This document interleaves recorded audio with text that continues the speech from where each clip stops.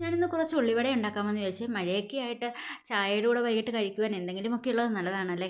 എല്ലാവർക്കും അങ്ങനെയൊക്കെ കഴിച്ചിരിക്കാൻ ഇഷ്ടമാണ്. എന്തായാലും ഞാനും ഇന്ന് കുറച്ച് സവാള എടുത്ത് വൃത്തിയാക്കി അരിഞ്ഞ് മാറ്റി വെച്ചു കേട്ടോ. അതിലേക്ക് കുറച്ച് ഇഞ്ചിയും പച്ചമുളകും കൂടി അരിഞ്ഞ് ചേർത്ത് കൊടുത്ത് എന്നിട്ട് നന്നായിട്ട് ഞവടി എടുക്കുന്നുണ്ട്.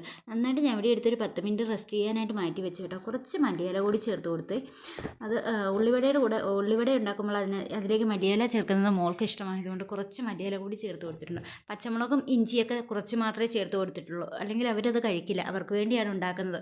അതുകൊണ്ട് തന്നെ കുറച്ച് മാത്രം ചേർത്ത് കൊടുത്തു. അതിനുശേഷം അതിലേക്ക് ആവശ്യത്തിന് മൈദാമാവും കടലമാവും കൂടി ചേർത്ത് കൊടുത്തിട്ട് നന്നായിട്ടൊന്ന് മിക്സ് ചെയ്ത് ഇളക്കിയെടുക്കുന്നുണ്ട്. ഇളക്കിയെടുത്തതിന് ശേഷം അതൊന്ന് നന്നായിട്ട് ആവശ്യത്തിന് വട്ടത്തിൽ പരത്തിയെടുത്തിട്ട് ഞാൻ എണ്ണ ചൂടാക്കി അതിലേക്ക് ഇട്ട് കൊടുത്ത് നന്നായിട്ടൊന്ന് മൊരിച്ചെടുക്കുന്നുണ്ട് കേട്ടോ. ഒരു വശം നന്നായിട്ട് വെന്ത് വരുമ്പോഴേക്കും ഒന്ന് തിരിച്ചിട്ട് കൊടുക്കുന്നുണ്ട്. നമ്മൾ തീ കുറച്ച് ഇടുവാണെങ്കിൽ മാത്രമേ അതൊന്ന് കരിയാതെ വെന്ത് കിട്ടുകയുള്ളൂ. അതുകൊണ്ട് തന്നെ ഞാനൊന്ന് തീയൊക്കെ കുറച്ചിട്ട് നന്നായിട്ടൊന്ന് രണ്ട് വശവും വേവിച്ചെടുത്തിട്ടുണ്ട്. വീഡിയോ ഇഷ്ടമെങ്കിൽ എല്ലാവരും ലൈക്ക് ചെയ്യാനും ഷെയർ ചെയ്യാനും കമൻറ്റ് ചെയ്യാനും മറക്കരുത് കേട്ടോ.